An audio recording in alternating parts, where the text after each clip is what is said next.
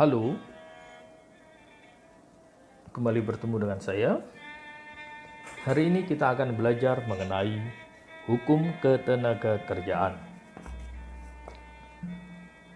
Kita mulai dengan perkembangan hukum ketenagakerjaan sebelum proklamasi kemerdekaan 17 Agustus 1945.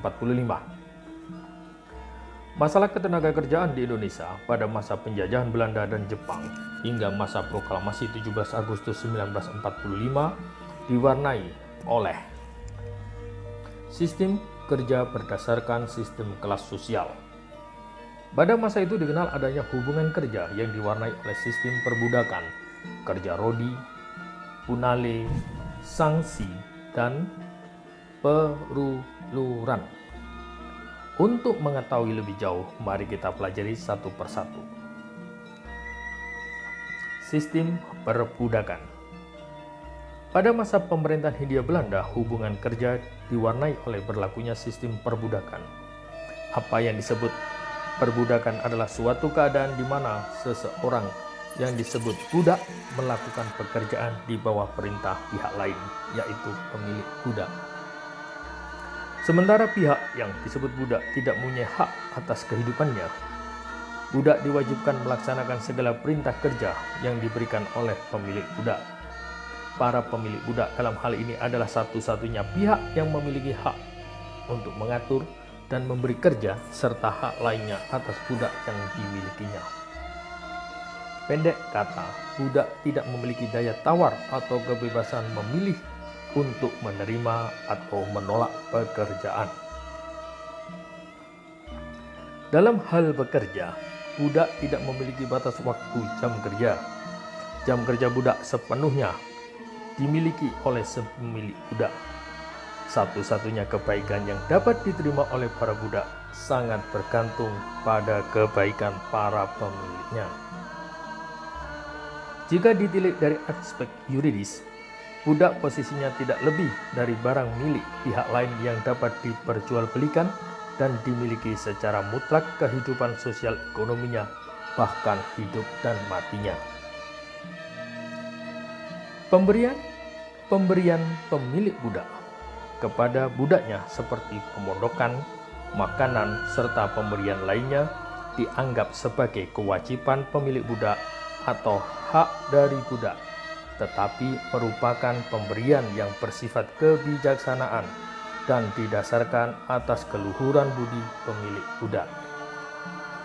Sistem perbudakan pada masa sebelum proklamasi telah berlangsung lama dan memiliki akar sejarah dengan berlakunya sistem kelas sosial pada masyarakat Indonesia. Kebijakan politik Hindia Belanda berkaitan dengan masalah perbudakan ini baru mulai diperhatikan. Perbudakan mulai diatur dengan terbitnya peraturan pada tahun 1817 yang isinya mengatur pengiriman budak ke Pulau Jawa dari luar Pulau Jawa. Pengaturan itu pun masih sebatas pengaturan untuk mengatasi bertambahnya jumlah budak di Pulau Jawa. Pengaturan lebih lanjut baru terjadi pada tahun 1825 ketika pemerintah Hindia Belanda mengeluarkan peraturan untuk membatasi jumlah pemilik budak dan kepemilikan budak, serta mengatur kewajiban-kewajiban para pemilik budak terhadap budak yang dimilikinya. Dalam peraturan tersebut diatur sekurang-kurangnya ada 5 hal pokok, yaitu sebagai berikut. Pertama, budak yang telah kawin atau berumah tangga tidak boleh dipisahkan dari anak dan istrinya. Kedua, mulai dilarang adanya perdagangan budak dan pendatangan budak dari luar Hindia Belanda. Ketiga, mengatur hal-hal yang dapat membebaskan budak. Keempat, mengatur kewajiban untuk memberi makan, pakaian, dan upah. Kelima, mengancam dengan pidana jika terjadi penganiayaan terhadap budak dan juga ancaman pidana bagi budak yang meninggalkan pekerjaan atau menolak pekerjaan yang layak. Setelah terbit peraturan tentang pengaturan pemilik budak dan kepemilikan budak tersebut, pada tahun 1854 pemerintah Hindia Belanda mengeluarkan peraturan yang disebut Regeringsreglement atau RR yang menetapkan penghapusan perbudakan. Pada ketentuan pasal 115 RR tersebut menetapkan bahwa paling lambat pada 1 Januari 1860 perbudakan di seluruh Hindia Belanda dihapuskan. B. Sistem kerja paksa atau Rodi. Meskipun pemerintah Hindia Belanda menerbitkan peraturan penghapusan perbudakan, namun dalam praktek sistem perbudakan terus terjadi.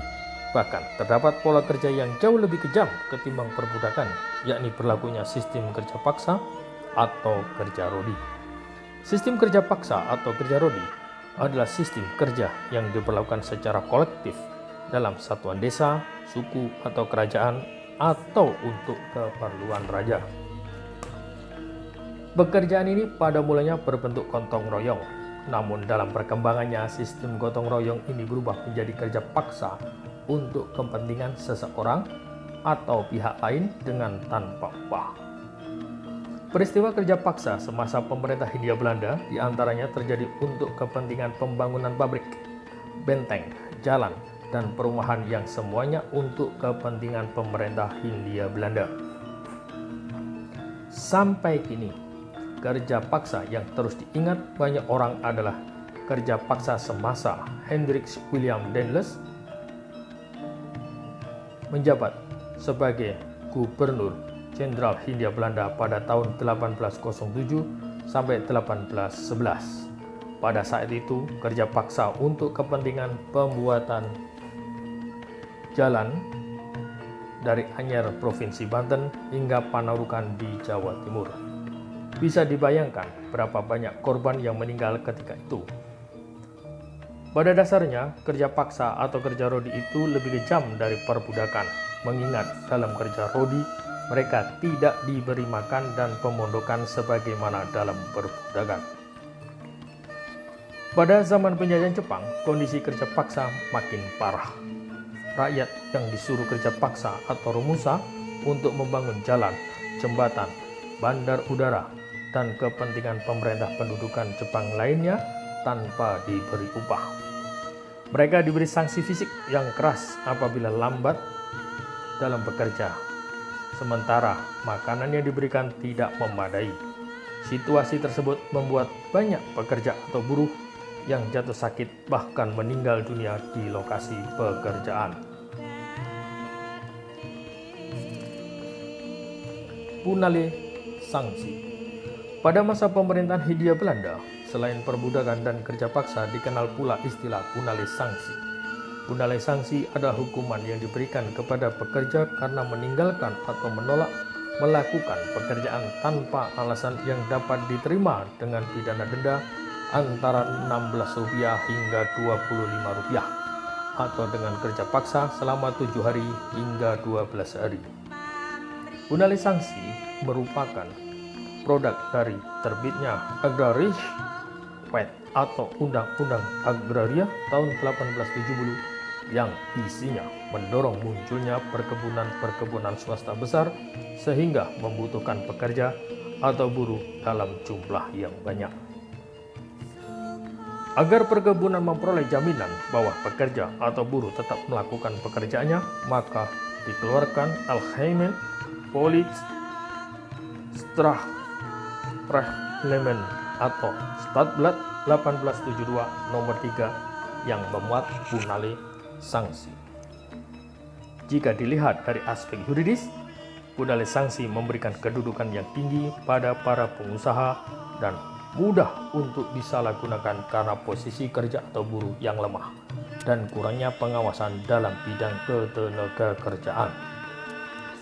Melihat punale sanksi yang amat memberatkan bagi para buruh perkebunan, membuat pemerintah, khususnya Parlemen Belanda, melakukan kecaman terhadap pemberlakuan punale sanksi sehingga pada tahun 1879 punale sanksi dicabut. Namun, 1 tahun selepas dicabutnya punale sanksi, yakni pada tahun 1880 di Sumatera Timur, keluar peraturan yang serupa dengan punale sanksi yang disebut Kuli Ordonansi. Pada tahun-tahun berikutnya, peraturan serupa juga diberlakukan untuk daerah-daerah lain. Peraturan tersebut baru dicabut pada tahun 1941 dan baru mulai diberlakukan pada tanggal 1 Januari 1942. Sistem penghambaan dan peruluran. Selain perbudakan, kerja paksa, dan punahnya sanksi sebagaimana telah diuraikan di atas, dikenal pula adanya sistem kerja perhambaan. Perhambaan atau Pendenliskhap adalah peristiwa di mana seseorang meminjam sejumlah uang dengan cara menggadaikan dirinya sendiri atau orang lain yang berada di bawah kekuasaannya, biasanya anaknya, untuk melakukan pekerjaan di bawah perintah orang yang meminjamkan uang tersebut hingga hutangnya lunas. Pekerjaan yang dilakukan untuk kepentingan orang yang meminjamkan uang ini dapat dijadikan cara untuk melunasi hutang atau bisa juga hanya untuk sekedar membayar bunga hutang. Sedangkan sistem peruluran terjadi pada zaman Gubernur Jenderal Jan Pieterszoon Koen berkuasa. Pada masa itu, pemerintah Hindia Belanda membagi tanah-tanah kosong untuk dijadikan kebun kepada orang-orang yang disebut perkenir atau ulur. Para perkenir tidak lain adalah buruh tani yang tidak punya lahan.